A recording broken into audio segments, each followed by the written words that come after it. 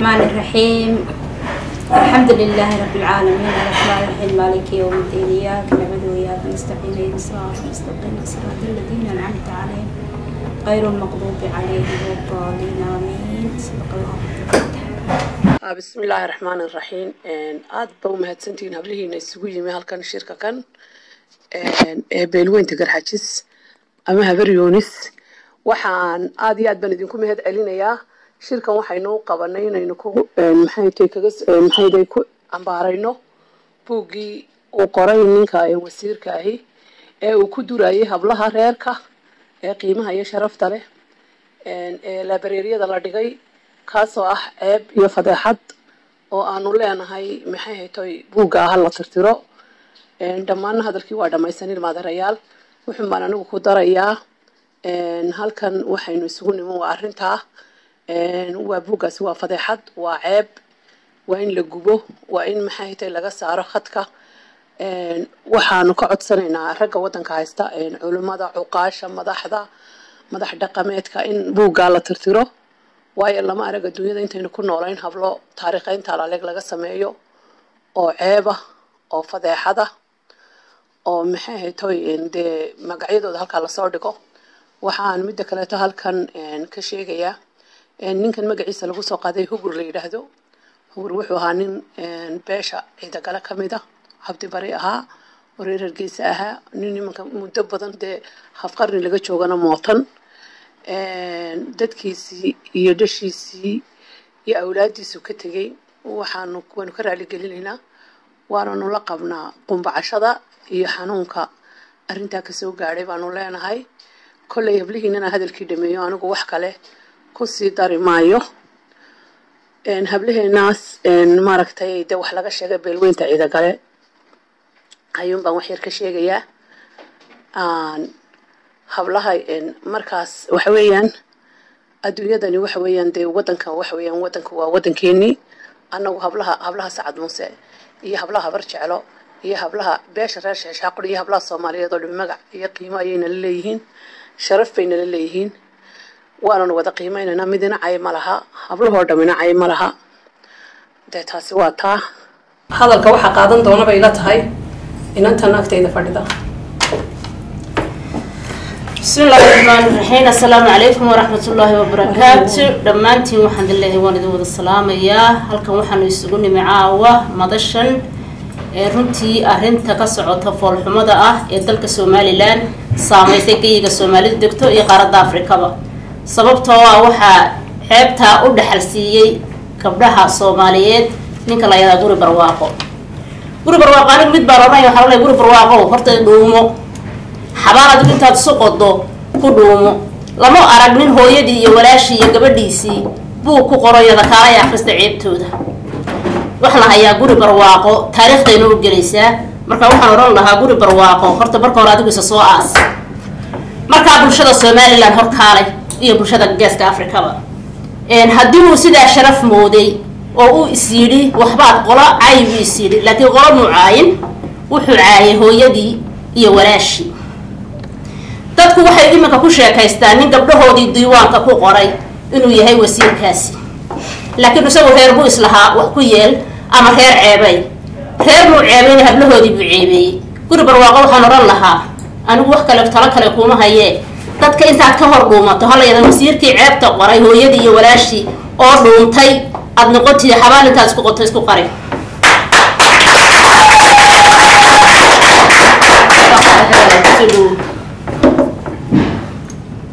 السلام عليكم ورحمة الله وبركاته. halkan waxaan u nimi caawa inaan ka hadalno buugga Sooyaal uu yaala library-ga Somaliland buuggaas oo ay ku qoran tahay cayda dumarka Soomaali weyn oran kara si gaar ahaan anaga aad noo taabatay hadaan nahay beesha garxaajis anaga caawa halkan isugu nimi hablihi habar yoonis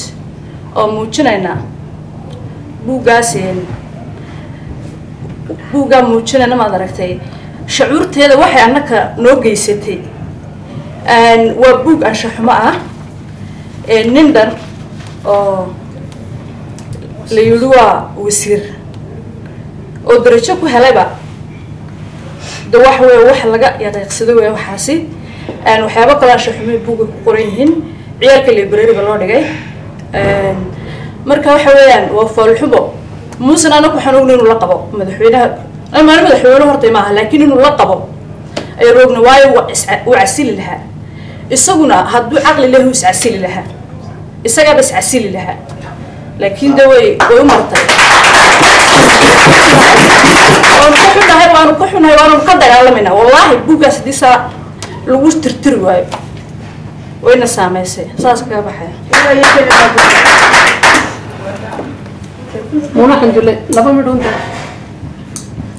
السلام عليكم ورحمة الله وبركاته. halkan waxaan dhammaan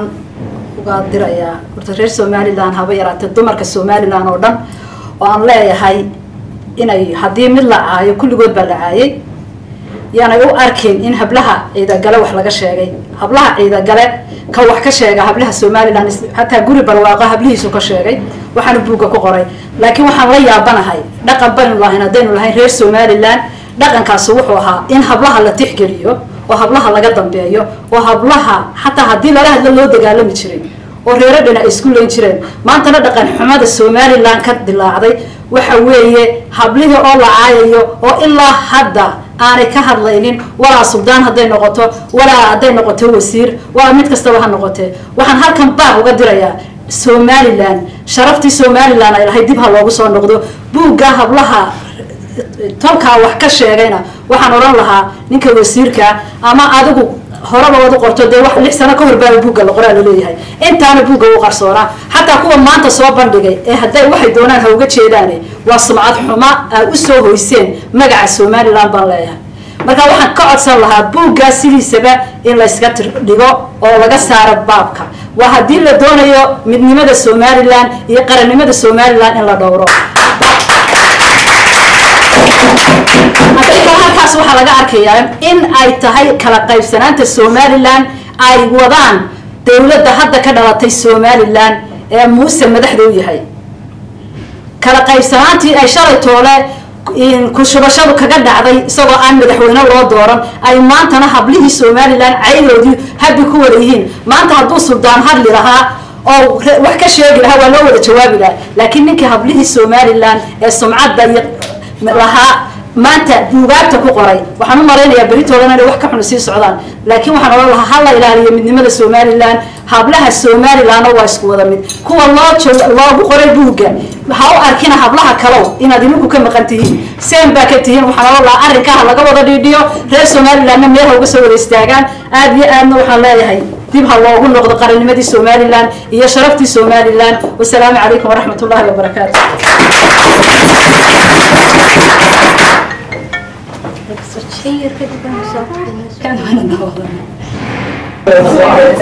بسم الله الرحمن الرحيم والصلاة والسلام على رسول الله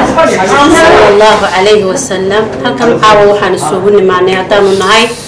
بهوين تهبريونيس مقالة UK وذا الدقين دمانتين بان ملو البوحان وغن معنا وحا آدي آدنو ساميي كانوا آدي آدو وعروني وحويي مانتا وحا كدا عيا Somaliland هوينكو وبرمجيدو ووحيالها aan la taaban bay kamid yihiin diinteena islaamka ee suubana waa waxa lagu dagaalamo marka la taabto xurmada haweenku xurmad bay leeyihiin maanta waxaad moodagayigii muslimka Soomaalida ahaa inay birmageydeedii iyo xurmadii bay ka gudbeen in maanta loo ogolaaday nin magaciisa la yiraahdo magaciisa maxaa guri balaayo wuxuu yahayba in maanta loo ogolaado inuu sumcad xumi reer dhan oo ballaaran reerkii ugu horeeyay saldanad yeesho way reerka reer Isxaaq waa reerkii ugu horeeyay ee magacooda iyo sumcadda reer Isxaaq qor qaaday weeye reerku maanta caaya waa cidagale reerka uu yahay guri dumiye odaygani waa reerku ku soo degay Hargeysa buugga maanta meeshuu ku qorayo cidagale ku soo degay ku soo degay inuu maanta caayo horta xaaraan bay ahayd in laga qaatana may ahayn saway dhacday ninka maanta ay leeyihiin waa madaxweyne ku sheegayaan islaantii qaaday naaska siisa ayaan daray ku qaaday ku siisay waa naag cidagala ah maanta hooyadii lagu caayay iyadoo Hargeysa dhex fadhida islaantu ayaan dara labaad weeye haddana haysata reerka cida gale waxaan aad iyo aad markaa maanta ugu xumaa inuu kursigii weli ku fadhiyo aan la casilin aan la dilin laakiin abshir waxaan la inay naaga ku dili doonaa xaaraan inuu nin gacan ku qaado adoo kale kay raggu dilaan ma tihid guri dumiye hadiimad yahow kay raggu gacanta u qaadaan ma tihid waa kay dumarku dilaan baa tahay ta kale waxaan leeyahay dumarka Somaliland iyo Soomaali weynba waxay maanta mid inay ka istaagaan inay tahay ninka maanta taragelay inuu diiwaan ku aayo dumar diiwaan oo li doona oo generation dhan la akhrisan doono waxaan ka codsanayaa Soomaali iyagoo Soomaali weyn oo dhan in buugaga maanta la wada gubo aan reerka garxajis una u diiwaan gelin buug lagu aayo dumarka garxajis haddii ay sadhici weydo waxaan dib u ooli doonaan nabad loo wada fadhin doonin inta yara isku soo xidhe reerku ka dhashay isaga nabad ku fadhin doonin isaga iyo ninku ku sheegaya madaxweyne inuu maanta yahay nabad kuma fadhin doontaa reerkan reer garxajiskuna waa reer aada u ballaaran kamana aqbalayno haddana dumarka nahay garxajis in diiwaan inta nala geliyo nala yidhaahda aamus والسلام عليكم ورحمة الله وبركاته. وعليكم السلام يا تدك مدشنا السجية مدنية مروين با waxaan doonaynaa caawa halkan isugu nimo waana adiga dadkana arinta waxaan ku yiraahdaa reer Somaliland inay buugaag wax isugu soo gudbiyaan hideena iyo dhaqankeena ma yahay dumarkuna waxa weeye waxyaalaha aan la taaban karin ninka hadlay ee buuga qoray anagu ahmiyad sidaas siin maayo because wuxuu yahay dawaaqo muuqata isaga isa sheegay laakiin miyaanu ogeyn nimanka madaxda waa maalin walba dumarka garxajis soo caayaya nasiib darrada haysata dumarka garxajis waxa weeyaan maalin kasta nin inan garxajis dhashay baa madaxdii noqda oo madaxweyne wadanka u noqda nin kale madaxweyne noqonaya ma jiro nin garxajis dhalin horaba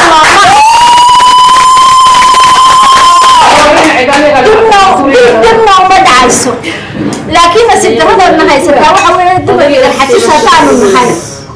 ميو إلا وناجح الحجز دمر الحجز سو عاية إنا لا يدلان مويلا إنا كرينا الكرسي وفورا ميس إلا وين وحويان أنا كان يتسي مايو لكن من كانوا دلان مالن كستا أنت كرسي قلنا فورا هذا نقول بنينا عن أقل من كرسي الناس ومقعابة يعني wuxuu doonaa iskaga hadlaya bay mistake baa lagu siiyay wasiirnimada uu sheeganayana cid wasiiru yihiin ma garanayne iyaga oo shalayto maxaan ku raahdaa bood ku qaatay kursiga oo ku soo fadhiistay maxaan ku raahdaa cod aan helin nagu maamulayo codkayagii haddana inay waliba cay ku daraan dee taasi meesha ma qabato laakiin nimanka madaxa isku sheegaya dumarka waxa nasiib darro nagu naagaha garxajis raggeena leena maalin walba inta madaxweyne noo noqdaan haddana aan waxba dadkii kala saarayno waxba ka qabanayno dhibaatada wadanka ka socota marka dee waa nasiibka yeerankaanu dhalay hadduu maalin walba wuxuu doonaa afkiisa ka yidhaahdo بسم الله الرحمن الرحيم عاد waxaan isugu nimi inaanu isbarbar taagno hablaha garxajis dhibaatada lagu hayo ay ku hayaan dalkii Somaliland madaxdu ay ka dambayso in hablaha xabsiga lagu guraayo iyagoo dumar ah with no reason ku xidhan 4 bilood ee xabsiga seexda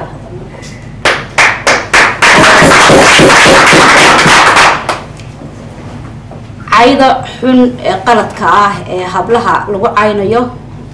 hablaha Somaliland iyo hablaha ummadda oo dhan even hablaha muslimka qof bilaadan ah oo muslim ah oo islaam ah oo hablahooda wax ka sheegaya xubnahooda ceeb bay ku tahay diinta islaamkana ku xaaraan ninkaas oo kale waxa ku fiican in la soo daldalo in la karbaasho in xuquuqda islaamka la mariyo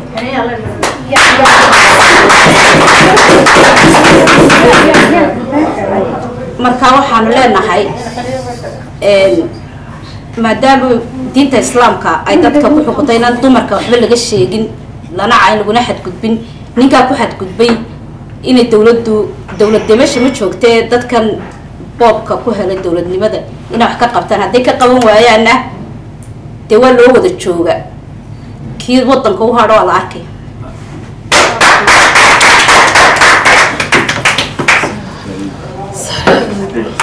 السلام عليكم.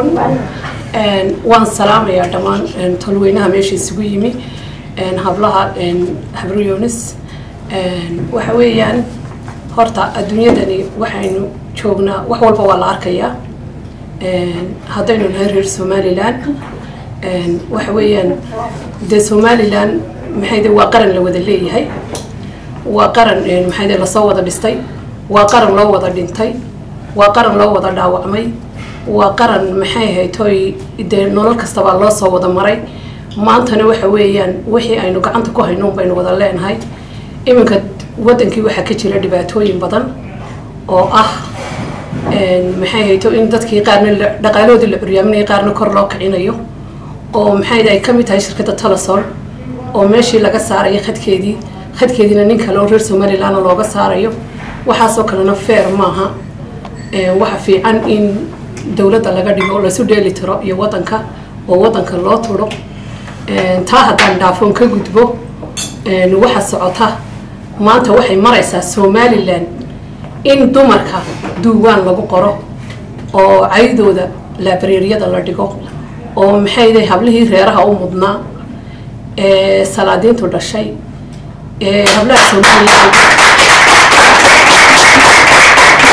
هبلها السومالي لان أقول إيا مقع ديرا صدح ذا يرد لقى بحين شرين عين لقو محيه توي لقو الصورة ديو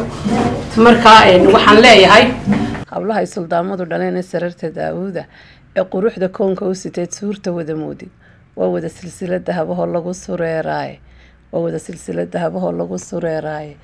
سنجية وحالقة بحشا ساندية جيلي سنجية وحالقة بحشا ساندية جيلي سبولك يمسور رات سدان سان عضاله هويه سبق باعها لوق شاويل كسان يده سلطان يجرات بيد الانطوب كلا صراه سقي يودات بيد الانطول الساعده هدون بحلق جواد السلمى الله اسمه صارنين هدون بحلق جواد السلمى الله اسمه صارنين صف كرير ساقي انت سررت داراده سمرون تندرس كين عيسى صدر ياله هويها سنتا سر دقيه ايد البص صومالي سمد بيهبله ليهين سير الله حرايه سمد بيهبله ليهين سير الله حرايه سويا لدا عيكو قريو سيغي مرنكيه سنتا تيكو سارتيه هداد هبرير تاسافتي سلوية عولاد كعيسيو سيغا كورو دوشي سامحاد ميان كو هيادا سيلا دايسليغاي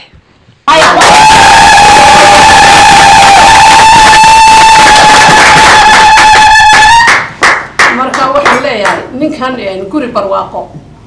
guba muujirin horta guba muujirin ba horta anaga hablaha sacad muuse iyo hablaha subeer awal ammaan bay naga mudan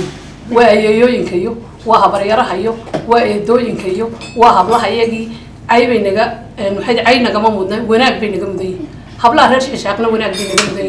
arab iyo ayuub iyo garxajis iyo habar jecelo hablaha Soomaaliyeed oo dhan waxay leeyihiin ammaan daarood iyo isaaqba lamana arag lamana maqal hablihii isaaqugu sadka roona hadun bu halqiga wada silmeel la isma saarnay hablaha ciida gale waa hablaha suldaamadu dhaleen sararta daawudka hablaha ciida gale cid lamidihi kuma ba jirta isaaq xitaa anagu habar yoonisana ku dhaho marka waxaanu leenahay ilmaadeeraya waa saldadii Soomaaliya ugu horeysay Somaliland isaaq oo iyad ugu horeysay saldad majarteen baad ay tuu iyagu iyo majarteen baad saldad wasangeli baan jiray ciida galon baad ahaa maxay tahay marka waxaanu leenahay xaalbana ma qabto horta anaga xaal guri barwaaqana ma jiro saamaxaadna uma hayno guri barwaaqo oo isaga deesaylada isdiga waniga sheegay marka waxa weeyaan waxaanu leenahay ninkaas waxunba annaga namayda hadday ragga yagi waxba noqon waayeen oo maanta nin maxay tahay guri barwaaqo maxay tahay toogta la waayay horta ninkan ku soo hal qabsaday ee la yiraahdo hugur waxa la oran jiray Xuseen Xasan wuxuu ahaa nin ciida gala oo cabdi bariya oo geesiya oo la yaqaano Soomaalidu garanin taariikhdii uu isagu hugur noolaana hargeysa ragga qaar ma bay kaftami jirin madalweyn laguma kafmeen maxay rakumay kaf maanta hadalkaas arrimahaas may joogeen marka waxaanu leenahay haddaanu nahay annaka oo maxay haytooyin hablaha iyagaas hadalkii waa la dhameeyey hadalka laguma soo noqnoqdo waxaanu leenahay uun ninkaas waxa naga qabata uun iyadoo lana casilo bugaagtaana inta la ururiyo horta iyada lagu gubo markaas un baanu degaynaa haddii kale dumarku dagaalkana way gayaan xabadana way gayaan adduunkana waxa kiciyaa waa dumarka iyo carruurta somalilandna nabad ku joogi mayso